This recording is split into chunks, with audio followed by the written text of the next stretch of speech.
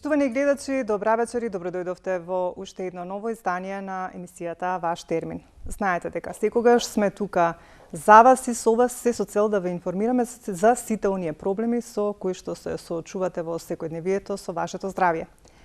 Така ќе биде и денес, меѓутоа денес малку повеќе ќе посветиме внимание на сите оние пост-ковид проблеми со здравјето кои што се појавуваат кај многу од прележаните пациенти. Најчесто, како што се посочува во многу анализи, извештаи кои што и ги даваат матичните доктори како информација, а и самите пациенти, значи најчестите се замор, немање физичка сила, често гадење, главоболка, опаѓање на косата и така натаму, значи проблеми со шеќерот, многу пост-ковид мозочни удари, проблеми со срцето и така натаму. Меѓутоа, за сите овие работи за кои што напоменав, нешто повеќе во денешното издание, одговорна докторка за денешната тема ќе биде доктор Лилија Чолакова-Дервишова, која што е специјалист по семејна медицина и е претседател на Сдруженијето на приватни лекари. Драго ми е што повторно сте овде да разјасниме многу прашања во однос на овие пост-ковид проблеми со здравјето и ви посакувам добри дојде. Благодарам за поканата и поздрав до гледачите. Така.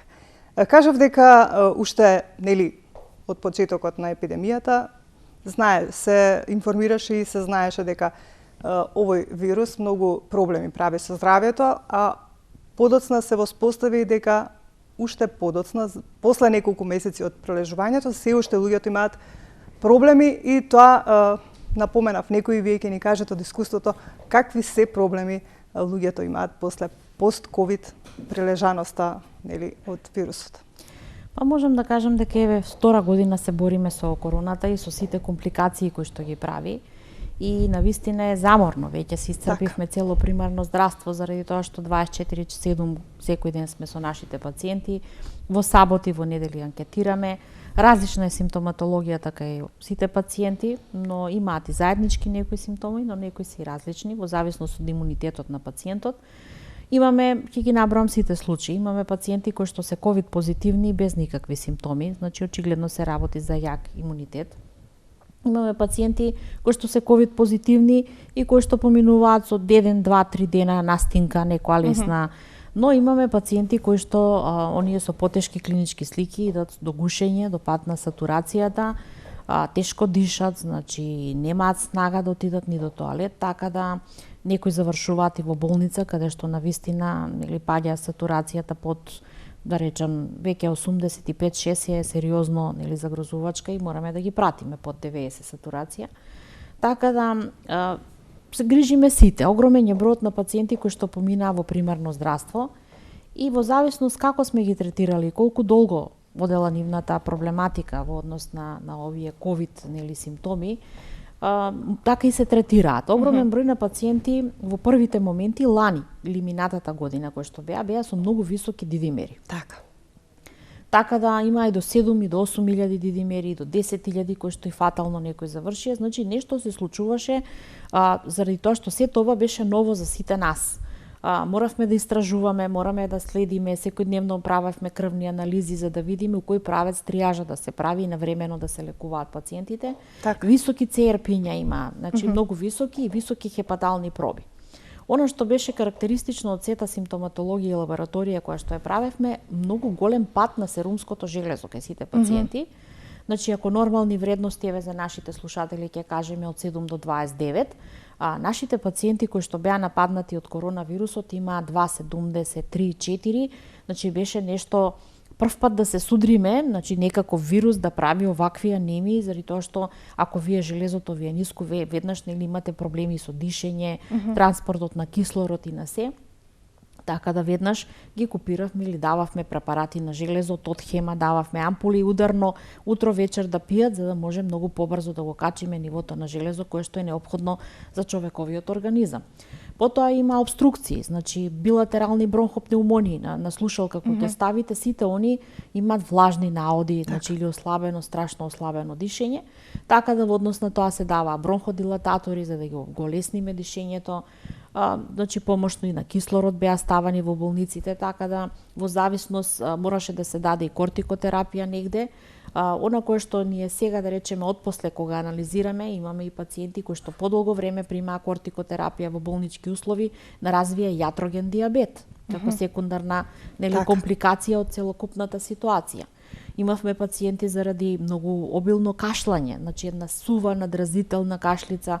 Значи не можете вие да најдете кај ковид пациент да има, знаете кој е некој грипозен, па да речеме има секреција, значи кај овие имаше во првиот ударен бран кој што беше таква сува надразителна кашлица, така да направија дури и були во белодробието, оштетување на целиот паренхим на белодробието, така да најразлични оштетувања.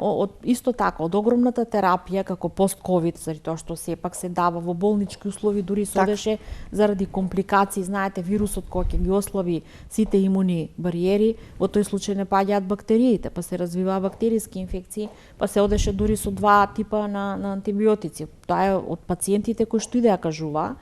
Така да црниот дроб сепак е исто така нешто страда заради тоа што таа е главната лабораторија каде што треба да се преработи сета таа хемија која што му се дава на пациентот.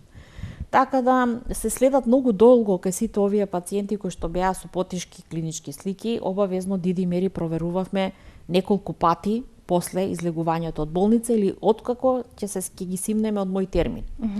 Заради тоа што видовме дека сепак тие тромби кои што се јавуваат и кај огромен број на пациенти кои што починаа, значи беше заради тоа што навреме не се дава, не се утврди или во протоколите не постоеа протоколи, сите се сноѓавме на почеток кој како знаеме. Така да, значи, тоа веќе стана ритуал, значи еден протокол каде што ние веднаш проверуваме сега ЦРП, дидимери и се дава антикоагулантна терапија, така да се зголеми бројот на преживеаност на пациентите кои што беа третирани во целокупна во оваа приказна. Така, во овој бран што еден прв, втор, трет, четврт сега овој така речено, дали има поразлична симптоматологија во однос на ковидот? Со оглед на тоа дека доминира делта сојот, дали е поразлична? Да, има разлика, значи што е поспецифично? Хепаталните не се толку високи. Добро. Значи тоа е една од разликите. Анемијата исто така не доминира, има, но не е во толкав обем, значи не е во Дали исто почнува со респираторни проблеми? Да. Пошто имаше информации дека кај некои се случува да имаат дури како симптоми на стомачен вирус, па потоа да се манифестира ковид. Знаете како, значи сите пациенти некако симптоматологијата во целина почнува прво со јаки болки во коски, 3 дена. Така. Мислат идат сите кажуваат, леле страшни болки имам по коски, после тоа се јавуваше пролив.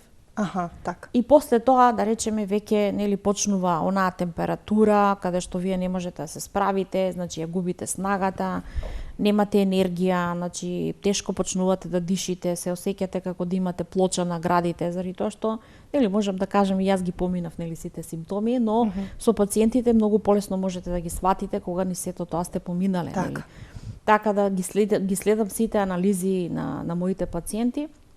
Ние колегите меѓу себе разменуваме нормално ставови и во однос на начинот на како правиш кај овој пациент или како се твоите пациенти, како се движат, разменуваме искуства во однос на параметрите, лабораториските наоди, гледаме кај тебе како се пациентите, имаат ли леукоцити, немаат ли леукоцити, лимфоцити има ли нема, она кое што е чудно, а сме го учеле цел живот во медицината, да ако е вирус мора да се лимфоцитите покачени, ние кај ниеден пациент не најдовме лимфоцити покачени. И тоа е нешто кое што не зачудува, може понатака и науката ќе открие што се случува и како се случува, но ова се отприлика наодите кои што ние како професионалци ги наоѓаме кај нашите пациенти, така да се трудиме веднаш да копираме тоа што се случува. Проверуваме после ковид, нормално кажам, уште еднаш ќе повторам, дидимерите очекуваме да се симнат во нормала до 500. Колку време после прележаност, кога веќе ќе се еден пациент ќе се констатира дека ја прележал болеста, ќе помине таа изолација, после колку време вие им велите да дојдат да направат една контрола крвна слика, значи што после тоа, како се одвива процесот?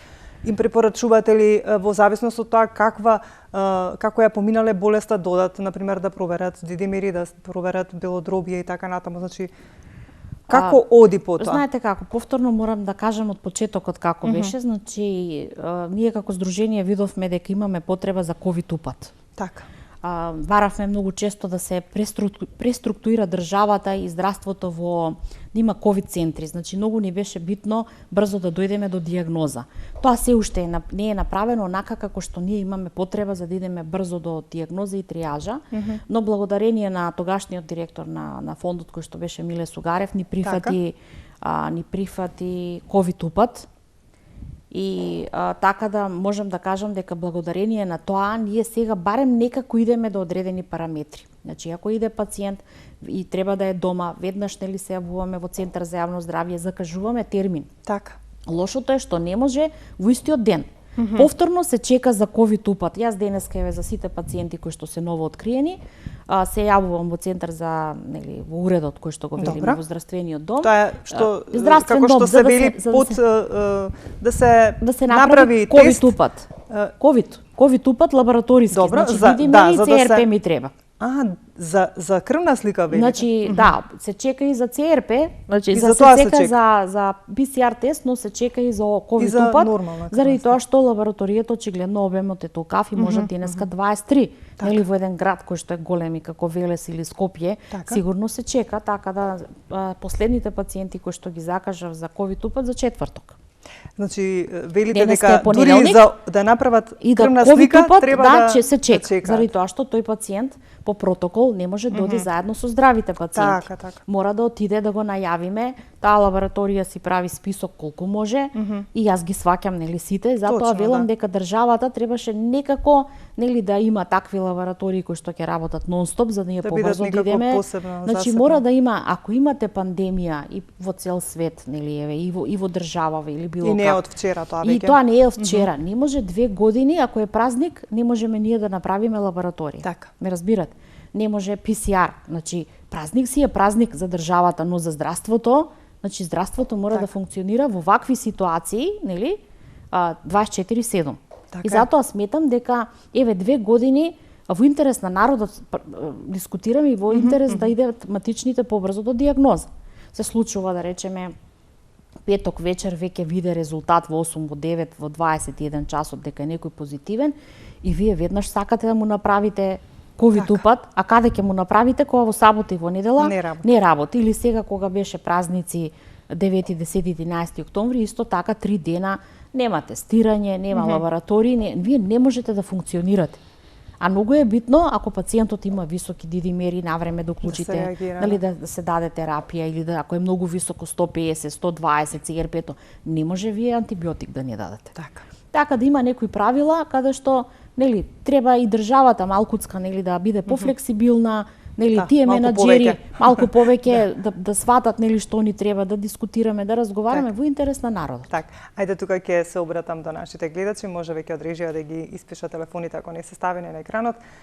За сето она што ви интересира, можеби некој ако не слуша, ако има некој проблем со здравјето после прележана корона или нели во однос на се она што е поврзано со темата, може да не искомуницирате, да се приклучите во нашиот разговор, да поставите некое прашање.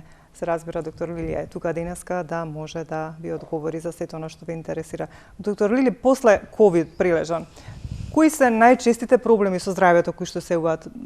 Потенцирав јас, значи опаѓање на коса, проблеми со белодробието, со дишењето, мозочни пост-ковид удари, срцеви проблеми, појава на диабет. Што е од вашето искуство вака најчесто и со што се сретнавте со пациентите кои што прележаа ковид и кои што после неколку месеци доаѓаат кај вас и се жалат на некој здравствен проблем? Прво е како симптом, значи многу јака анемија, кај сите, заради тоа што очигледно дека вирусот васкулити прави ги оштетува крвните садови, тука иде до некои пореметување кои што нели науката кажува дека тоа е сето резултат на тоа.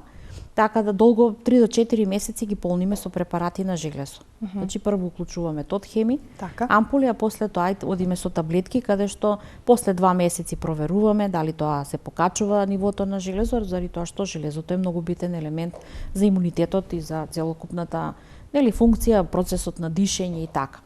После тоа огромен број од пациентите имаат проблеми со дишењето. Значи подолго време одиме со бронходилататорна терапија. Аминофилин, спреови, вентолини, ги преслушуваме, ги повикуваме на 5 дена на контрола дали се подобрува сета таа ситуација. мултивитаминска терапија обавезно, заради тоа што сите овие долги денови кога се под висока температура, многу лекови, многу хемикалии, значи се појавува, поготово кај женската популација, се јави пат на коса, значи како некој симптом за разлика од сите други вируси, нели, сето тоа го немаше. Така да одиме со препарати за подобрување на коренот на влакното, сепак косата е украсна секоја жена и сето тоа нели прави да е несрекна, ако може сето тоа да се поправи, пробаме и во тој сегмент.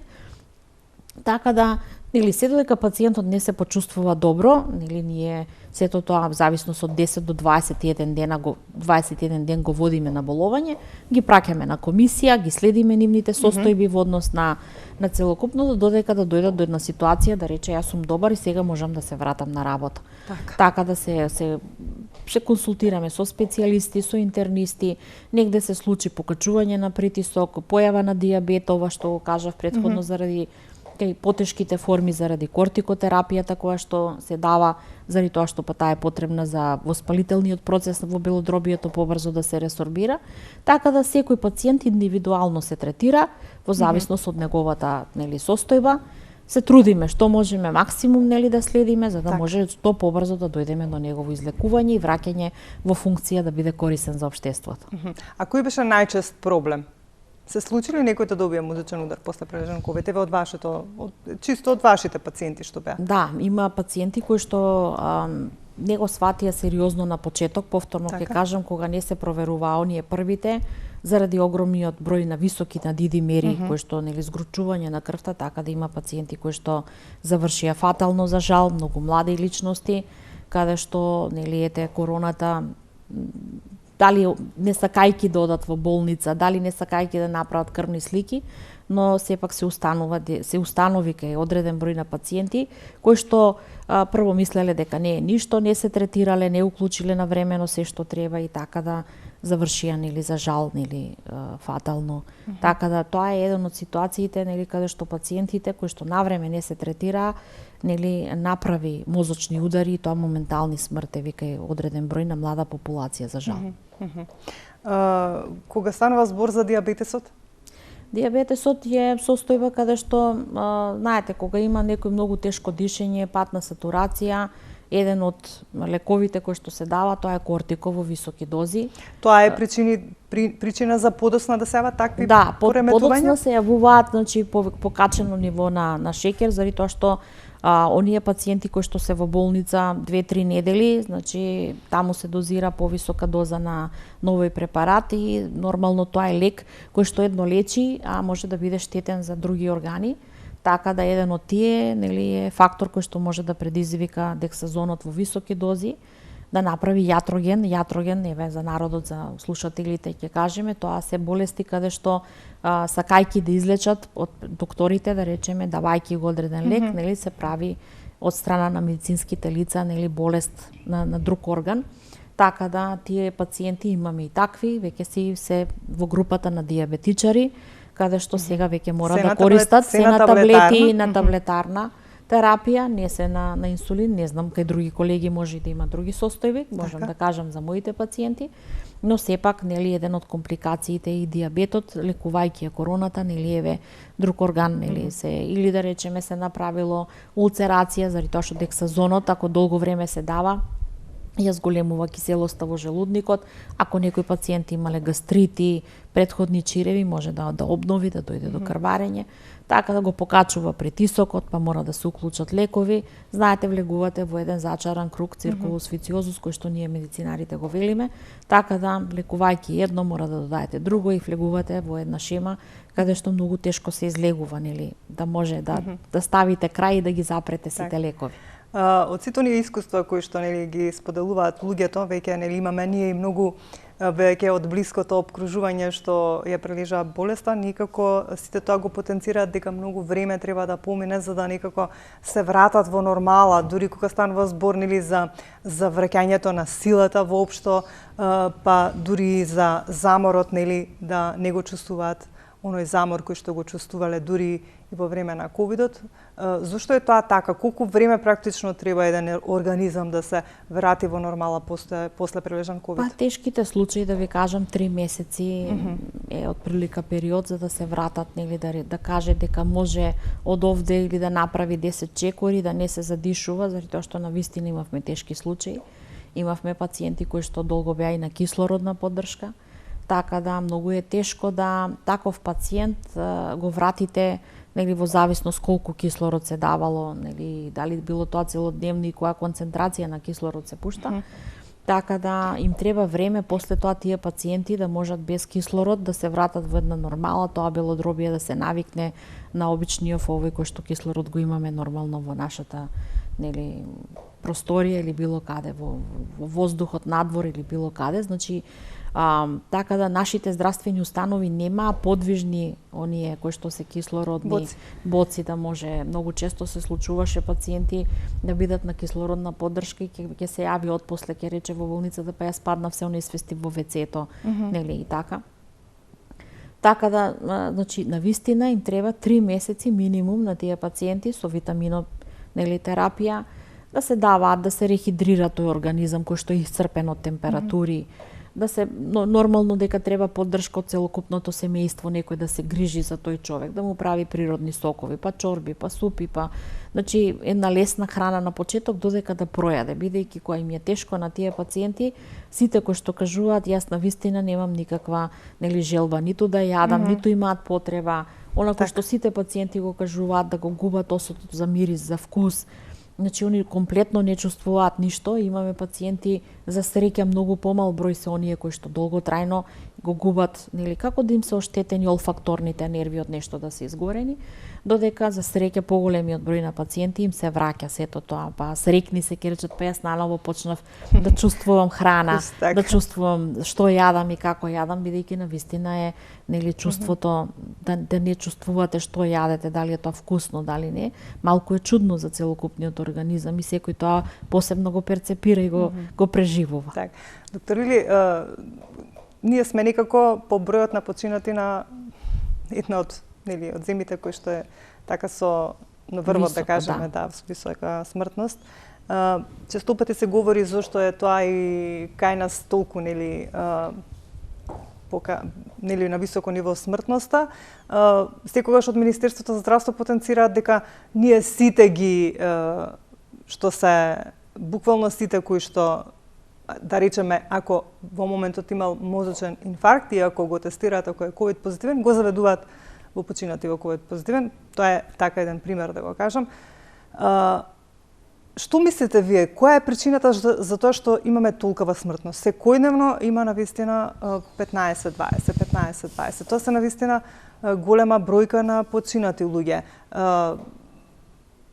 Посебно ми се чини дека сега во овој бран, каде потфрламе, дали можеби секогаш некако топката ја префрлаат едни на други, велат дека можеби ги лекуваат или чекаат премногу дома, па доцна одат со компликации, каде е според вас причината? Еве, можеби се консултирате со сите ваши колеги кои што или се матични лекари? Ние се, знаете како, се слушаме сите и она кое што ние можеме да го исперцепираме, да, огромен број на пациенти, огромен, значи 99,9, поминаа низ нашите амбуланти, имаше и со тешки клинички слики, оние кои што беа лекувани конзервативно преживеа.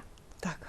Додека смртноста е во болнички, значи она кое што можете да слушнете, нели, од пиарот на министерство, значи починале во болнички услови.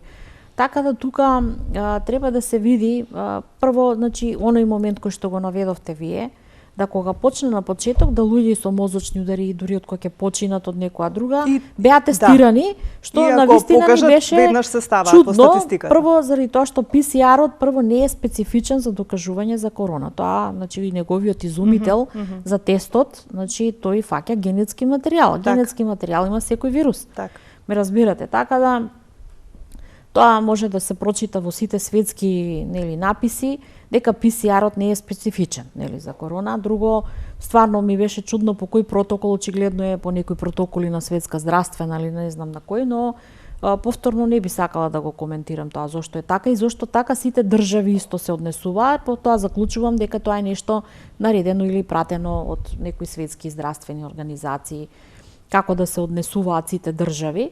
Така да нелогично е, знаете, ако луѓе изгорат живи во болница, вие да ги пишете дека починале од корона. Така. Значи, тие 14 тие изгореа од опекотини, не почина. Заради тоа што ние имаме огромен број пациенти кои што нашите специјалисти ги лекуваат и се враќаат во добра состојба дома.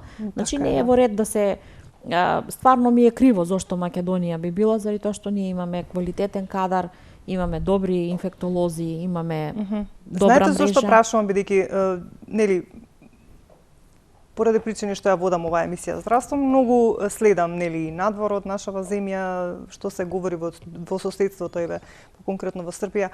Некако ми се чини дека таму новинарите доаѓаат до сознание дека пак се прикриваат бројките на починати, значи не се прикажуваат реално, а реална бројката е многу поголема. Кај нас некако пак како да се наддаваат некако, како да кажам, нереално ги наддаваат бројките. Знаете како, вистината може да излезе зошто по би некој требало период. така да биде, да? Она кое што ги имам читано да речеме во Флорида, во Америка, во други, значи ако веќе нели следите здравство, ќе видите да огромен број од болниците во светот да добиваат огромна сума на пари ако ги пишат дека се ковид пациенти. Значи тоа натака и повторно ќе кажам, други инстанции треба да одговорат која е главната суштина зошто пациенти од кои ќе починат им се зима постмортем, ковид брис или нешто. Значи читам многу написи, следам нели што се случува во сите држави и колегите исто комуницираме од други држави, разменуваме искуства не само тука од Македонија.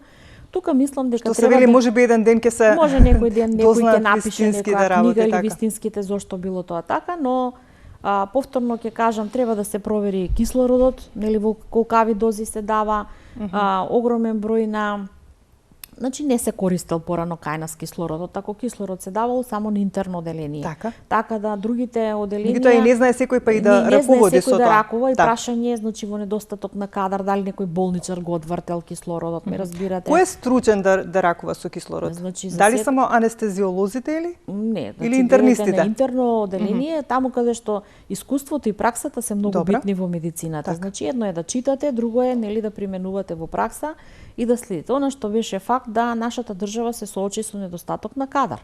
Значи кога се направија модуларните работеше болници. кој сите доктори кои се може се става нели лица од сите гранки и сите области, повторно ќе кажам без никаква обука луѓето ги пуштија у ковид центри, кој што сметам дека исто така не е добро, заради тоа што стресно беше и за моите колеги, за медицинските сестри, многу персонал нели почина, значи и медицински лица има кои што фатално заврши, и матични доктори имаше, ние на почетокот нели ги кажувавме со име и со презиме.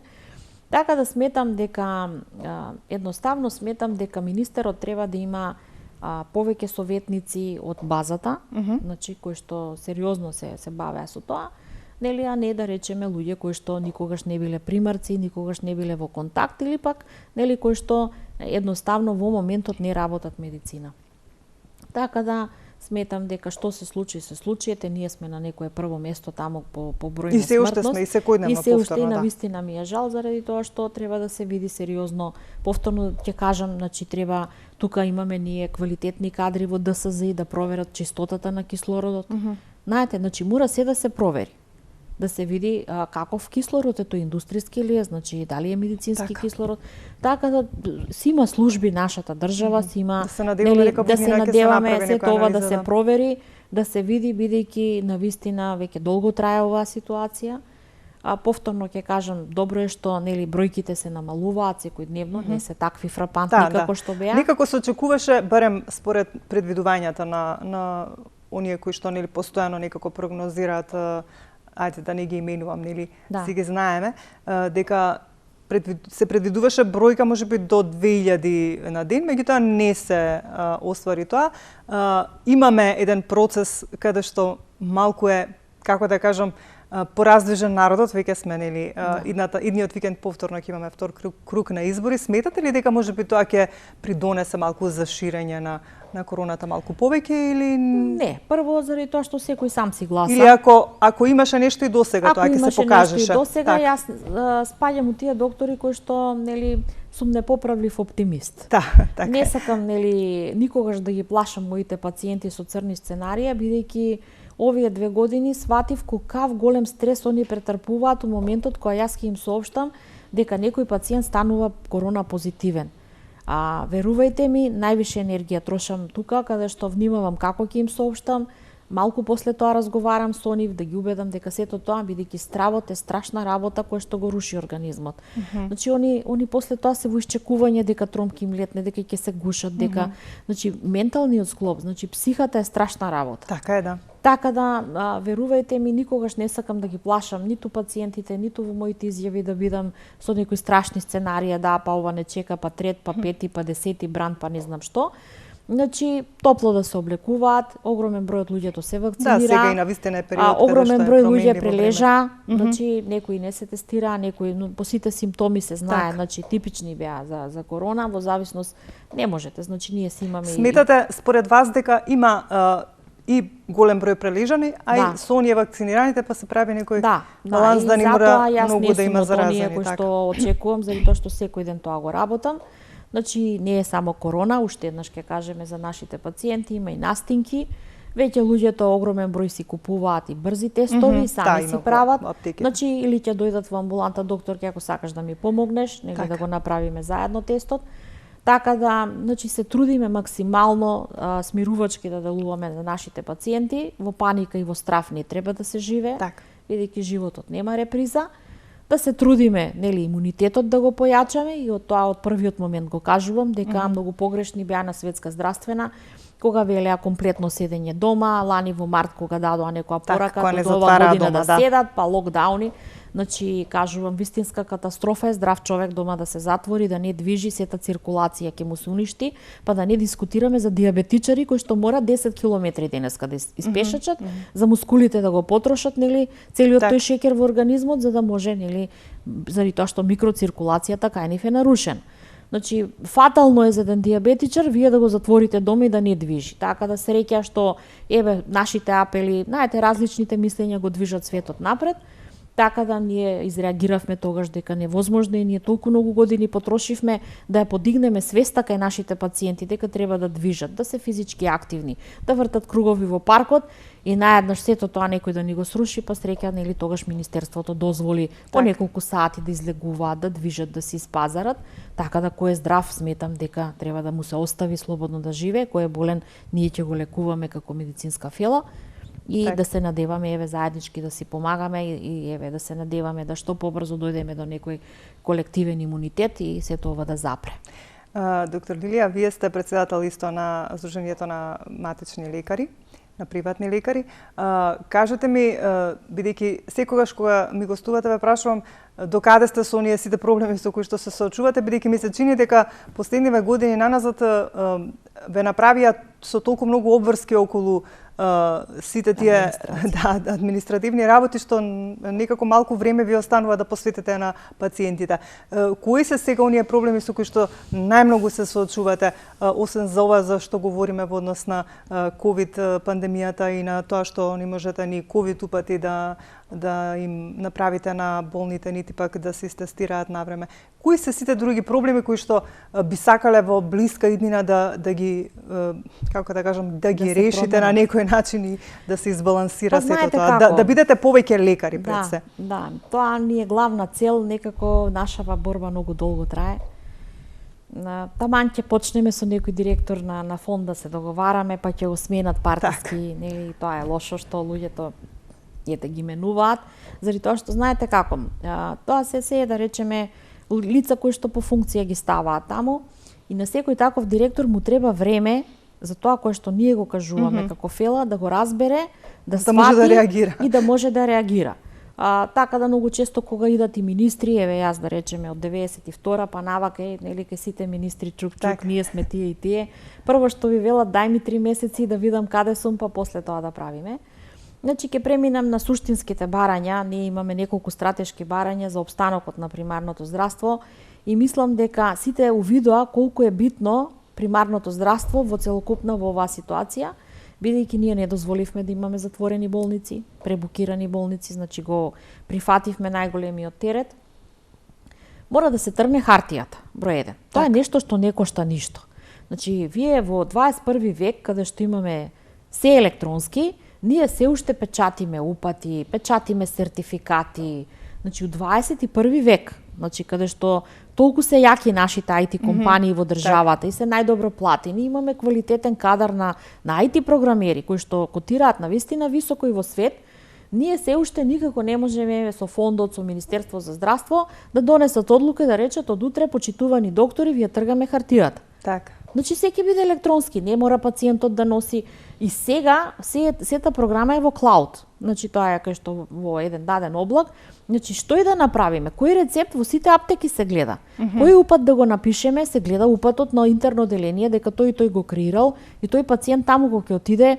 Значи нема потреба хартија да се носи. Така, да. Значи рецептите ако веќе постои. Да, значи нема потреба. Еве како направивме пред да си замине Ден Дончев како директор, значи прифати за хроничен рецепт и навистина е добро. Ние со тоа го намаливме идењето во чекални, електронски се вувате, телефонски. Доктор Лили, пишете ми ги тие лекови и право си одат во аптека, значи ги намаливме тие гужви по чекални каде што можеше да се шири вирусот. Така да навистина хартијата е број 1 да се тргне. Друго, имавме стратешко за обстанокот пациенти на ПЗУ, бидејќи и во ова корона време огромен број на млади доктори идат си одат. Требаше законски измени министерот да направи. Ние стасавме до некоја фаза каде што правниот сектор на Министерство за здравство ги изготви заедно со лекарска комора, потврдивме дека сето тоа во ред и повторно негде се заглавени у некоја фиока и навистина ми е многу жал, бидејќи многу енергија се потроши за да се направи целиот тој, нели, законските измени во неколку члена од Закон за здравствена заштита се однесува тоа, каде што, нели, да си замине доктор и друг да дојде, финансиски да не е оштетена фирмата и ние веднаш да можеме квалитетна плата да му дадеме на тој млад доктор. Така да бараме една сигурност, казни да нема, значи неколку елементи се 3-4 за да дојдете до ситуација каде што нели би било соодветно. Сега што се случи, морам да го кажам бидејќи навистина тоа реагираат сите. Ни натоварија при капитација која што е иста, значи ни натоварија да печатиме илјадници сертификати. Така. Значи тоа не е во ред. Повторно ќе кажам, во секој пункт каде што се вакцинира има мрежен принтер. Таму ги даваат. Значи треба таму на лице место. Го буцкате некој втора доза, дајте му го сертификатот. Од каде испадна? Обично ги даваат таму, зошто сега кај вас? Нема, значи тоа е од старт е така. Да? Од старт е, значи ги печатиме, идат кај нас се јавуваат кога ќе дојдам да ми е готов сертификатот, да е испечатен. Значи тоа се капитацијата не е осмислена за ние печатница да бидеме. Потврди секојдневно за градинки, потврди не знам зашо. Значи веќе стварно ако нешто капитацијата нели се троши, тоа се топови хартии, сето тоа следствено влече и тонери и принтери. Така да сметам дека со никаква поддршка немаме, значи треба да се смени нешто тука, бидејќи од 2018 година капитациониот бод не е сменет. Тогаш од 55 на 63 и толку. Сега сме 2021 година. Тоа е по пациент. По пациент, да. И сметам дека нели инфлација има, гледаме се е поскапено, горивата се поскапени. Само значи, тоа што треба не се покачува. Само тоа кое што е суштински. Значи повторно ќе кажам, како ние да им качуваме плати на нашите вработени ако државата не го валоризира? Или на крај нека се воведе партиципација. Нешто од каде што или нека не опремат па да може да наплаќаме, па ние од нашиот труд да можеме тој кој што е вреден да го наградиме работник или медицински сестри, бидејќи ние сакаме нашите вработени да бидат задоволни и сестрите и сите целокупниот персонал и докторките. Доктор Лили, тука сме некаде на крајот, само да се навратиме на она за кое што почнавте, еден ваш совет до сите оние кои што имаат прележано ковид, како понатаму да постапуваат и што ако забележат веднаш да изреагираат и да се јават нели кај своите матични лекари за да не идете до некоја компликација. Па 2-3 месеца после тоа да проверуваат дидимери, Тоа е мојата препорака, заради тоа што имавме случаи каде што падна и повторно се качија. Добра. Така да 2-3 месеца ги контролираме нормално кај пациенти кои што чувствуваат не сум добар, ме гуши, ме стега, значи треба да направите диференцијално дијагностички дали е психонеуроза или е навистина нели суштински некој проблем со крвните садови. Така да топло да се облекуваат, да се пазат сите оние кои што прележаат тешки бронхопнеумонии, да ја чуваат плуќата оваа година. И ова зимо, бидејќи тоа е сепак нели место каде што веќе е нежно, и топло да се облекуваат, да внимаваат на ладното бањање, излегување веднаш да нема, пиење топли напитоци, витамини, С витаминов задолжително, да работат на сопствениот имунитет, да шетаат во природа, да работат нешта кои што ги прават среќни, бидејќи среќата исто така допринесува до подобрување на имунитетот. Ти благодарам за денес. Секогаш ми е нели задоволство кога ќе сте овде во студиото и кога разговараме за се она што е корисно за нашите гледачи. Се надевам во некоја следна прилика пак ќе поразговараме за некој конкретен проблем. Се разбира ги има многу. Ви благодарам. Ви благодарам на поканата. Почитувани гледачи, тука некаде ќе ви се заблагодарам за вашето внимание. Ве оставам во добро расположение, имајте добро здравје, грижете се за вашето здравје, а ние повторно се гледаме за 7 дена во исто време.